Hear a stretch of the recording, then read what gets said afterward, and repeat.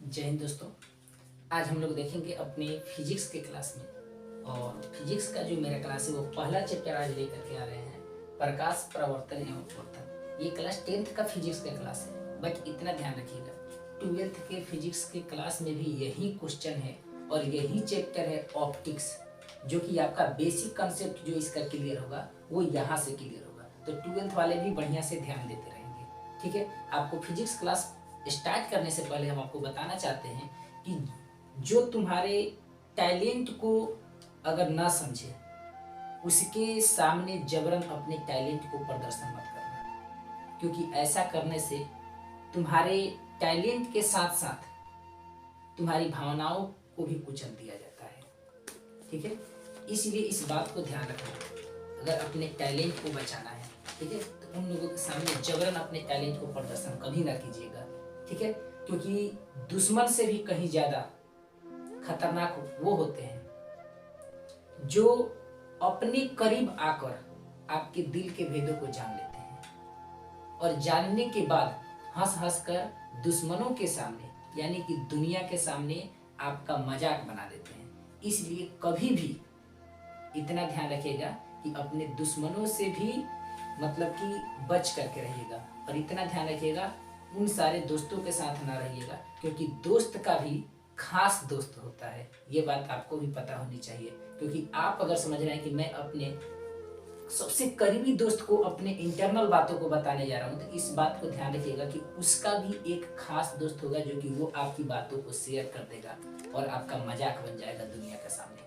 कभी भी दूसरों के सामने शेयर न कीजिएगा और अपने टैलेंट का प्रदर्शन मत कीजिए उन लोगों के सामने जो आपके टैलेंट की कदर नहीं करता है। देखते हैं अब ये चैप्टर की तरफ। हमारा चैप्टर है प्रकाश। आपको पता होना चाहिए प्रकाश क्या है। सबसे पहला इसमें टॉपिक बन रहा है कि प्रकाश आखिर है क्या। लाइट। देखिए, प्रकाश वह भौतिकी या बाह्य कारक होता है जो किसी वस्तु को देखने में हमें संवेदना उत्पन्न करती है, यानी कि देखने में हमें मतलब किसी वस्तु को देखने के लिए हमें प्रेरित करता है प्रकाश, ठीक है। प्रकाश एक माध्यम का कार्य करता है, ठीक है, और प्रकाश हमेशा सीधी रेखा में गमन करता है। प्रकाश हमेशा सीधी रेखा में गमन करता है। इसका सिंपल सा लॉजिक है, आप एक कमरे से बाहर एक प्रकाश को आप टॉर्च को ही जला करके देखिएगा, क्या वो आपके कमरे के अंदर उजाला कर पाएगा? नहीं कर पाएगा। तो प्रकाश हमेशा सीधी रेखा में गमन करती है, जो किसी वस्तु पर पड़कर और सिर्फ वस्तु पर पड़ने के बाद से परावर्तन की क्रिया के बाद हमारे आंखों पर पड़ती है और रेटिना पर ले जाकर के उस वस्तु का एक प्रतिबिंब बना देती है। इसलिए प्रकाश वह भौतिकी या बाह्य कारक है जो किसी वस्तु को देखने में हमें संवेदना उत्पन्न करती है, यानी कि एक माध्यम का कार्य करती है, और हमेशा प्रकाश सीधी रेखा में गमन करती है, ठीक है। और एक चीज और यहाँ से पूछता है, प्रकाश तो हो गया, प्रकाश से किसी वस्तु को देखने में संवेदना उत्पन्न करती है, और प्रकाश ऊर्जा का एक रूप होता है। प्रकाश ऊर्जा का एक रूप होता है। और एक कंडीशन, यहाँ से क्वेश्चन आते हैं जो प्रकाश से, वो क्वेश्चन आपको बता रहे हैं। देखिए, प्रकाश से बार बार क्वेश्चन पूछते हैं कि और ये निर्वात में भी गमन कर सकती है, तो क्वेश्चन आता है कि निर्वात में प्रकाश की चाल कितनी होती है। तो देखिए, निर्वात में जो प्रकाश की चाल होती है वो 3 × 10⁸ मीटर प्रति सेकेंड होता है। ये निर्वात में प्रकाश की चाल है। निर्वात में प्रकाश की चाल, निर्वात में प्रकाश की चाल जो होती है 3 × 10⁸ मीटर प्रति सेकेंड होता है। कहीं कहीं पर इसी को लिखता है 3 × 10⁸ मीटर सेकेंड इनवर्स। ये भी सही है, लेकिन एक चीज और देखिएगा, कभी कभी एग्जाम में फंसाने के लिए और भी एक सबसे सिंपल लॉजिक देता है। कहता है कि 3 × 10⁸ किलोमीटर प्रति सेकेंड। 10⁸ नहीं जी, 10⁵ देता है, क्योंकि किलोमीटर यानी कि मीटर से जब किलोमीटर में चेंज करेंगे तो यहाँ पर हम क्या कर लेंगे, 1000 से डिवाइड कर देंगे, वो मेरा कैंसिल हो जाएगा, यानी कि 3 × 10⁵ किलोमीटर पर सेकेंड हो जाएगा। या इसको हम लिख सकते हैं 3 × 10⁵ किलोमीटर सेकेंड इनवर्स। ये भी सही है, ठीक है। और एक क्वेश्चन आता है, ठीक है, प्रकाश, ठीक, ये किस प्रकार की तरंग है। तो देखिए प्रकाश जो है ये कई बार क्वेश्चन पूछा है, इसका सबसे अच्छा लॉजिक है, ठीक है। कई बार क्वेश्चन पूछता है कि प्रकाश किस प्रकार की तरंगे हैं, ठीक है। तो प्रकाश देखिए अनुप्रस्थ तरंगे हैं, अनुप्रस्थ, प्रकाश अनुप्रस्थ तरंगे हैं, ठीक है। अब इसकी लॉजिक कैसे, देखिए ऑप्शन जहां कहीं भी अनुप्रस्थ आएगा इसके साथ फिक्स है कि अनुदैर्घ्य भी आएगा, अनुदैर्घ्य, अनुदैर्घ्य तरंग, जहां कहीं भी आपका अनुप्रस्थ ऑप्शन में आएगा वहीं पर आपका अनुदैर्घ्य भी आएगा। तो ध्यान रखिएगा अनुदैर्घ्य, ध आ रहा है ना इसमें, ध यानी कि ये ध्वनि है, ध्वनि किस प्रकार की तरंगे है, तो अनुदैर्घ्य तरंगे है। प्र आ रहा है, इसका मतलब ये क्या है, प्रकाश है। तो प्रकाश किस प्रकार की तरंगे है, अनुप्रस्थ है। ये सबसे सिंपल और आसान लॉजिक है। ध आ रहा है, ध्वनि है, ध्वनि में किस प्रकार की तरंगे होती है, तो अनुदैर्घ्य तरंगे होती है। प्र आ रहा है प्रकाश, यानी कि अनुप्रस्थ, अनुप्रस्थ किस प्रकार की तरंगे, प्रकाश तरंगे कैसी होती है, अनुप्रस्थ तरंगे होती है। अब प्रकाश एक अब नया पर इसका क्वेश्चन पूछने का तरीका, अब कह रहा है कि प्रकाश ये विद्युत चुंबकीय तरंग भी है, विद्युत चुंबकीय तरंग, प्रकाश किस प्रकार की तरंग है, विद्युत चुंबकीय तरंग भी है। ये भी क्वेश्चन कई बार पूछ चुका है, ठीक है। तो ये जितने प्रकाश से रिलेटेड क्वेश्चन है ये आपकी प्रकाश की चाल। अब एक और क्वेश्चन आता है, ध्यान रखिएगा, ये निर्वात में प्रकाश की चाल पूछा है। कई बार पूछता है कि वायु में प्रकाश की चाल क्या होती है, निर्वात में तो पूछ लिया, वायु में प्रकाश की चाल क्या होती है।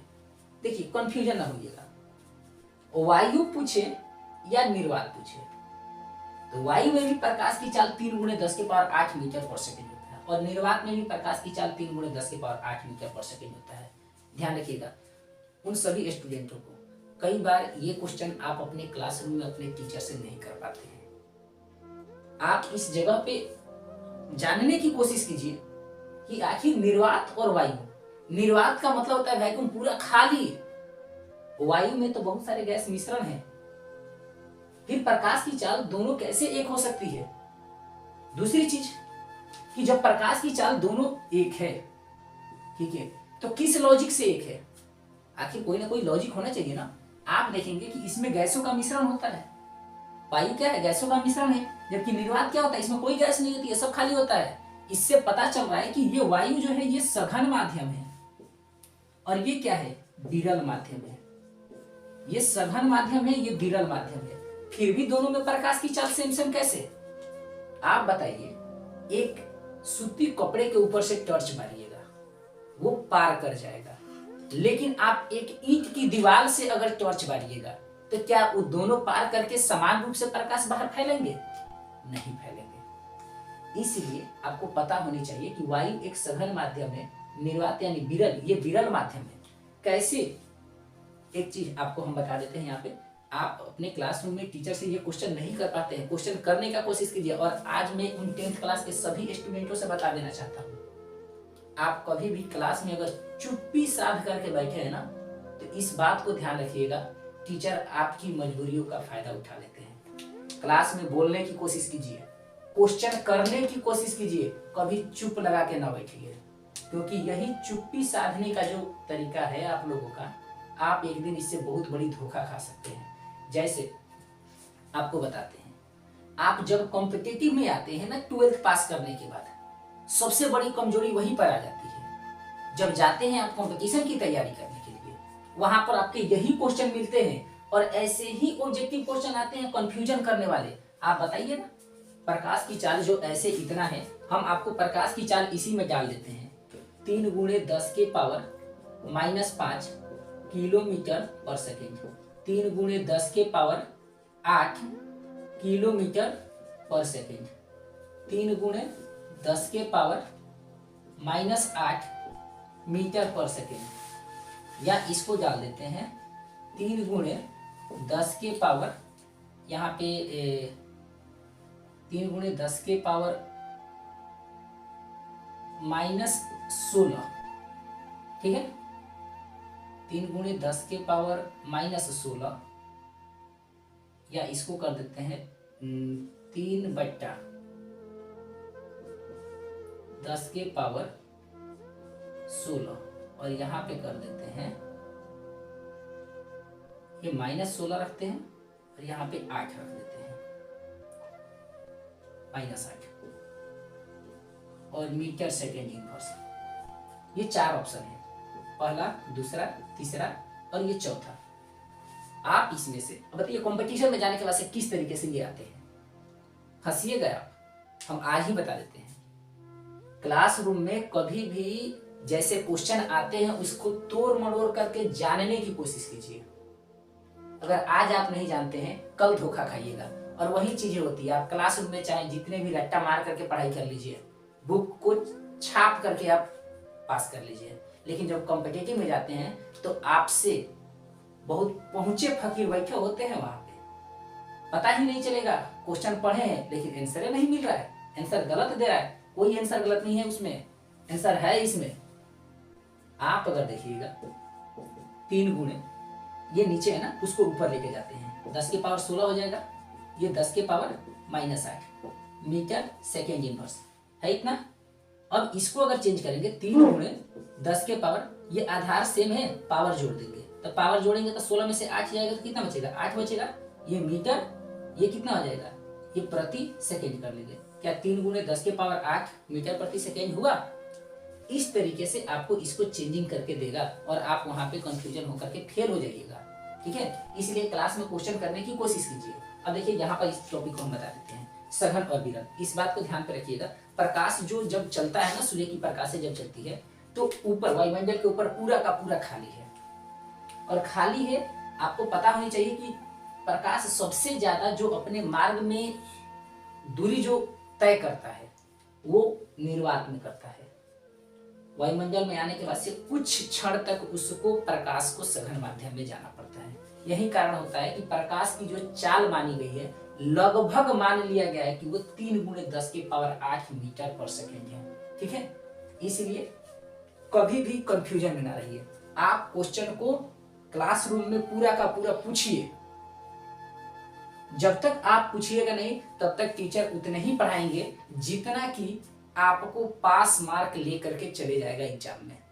क्या आप बताइए, आप पास मार्क के लिए ही पढ़ रहे हैं। जैसे 10th क्लास से बाद आप इंटर में जाइएगा, कुछ नहीं समझ में आएगा।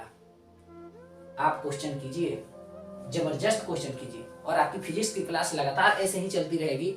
और ये जो मेरा क्लास है सिर्फ प्रकाश के लिए, आपको इतना चीज बताएं। इस चीज को, क्वेश्चन को ध्यान पर रखिएगा, ये एग्जाम में पूछता है, क्लास 10th में पूछा हुआ क्वेश्चन है। ये प्रकाश की चाल, ये भी पूछा हुआ क्वेश्चन है, ठीक है।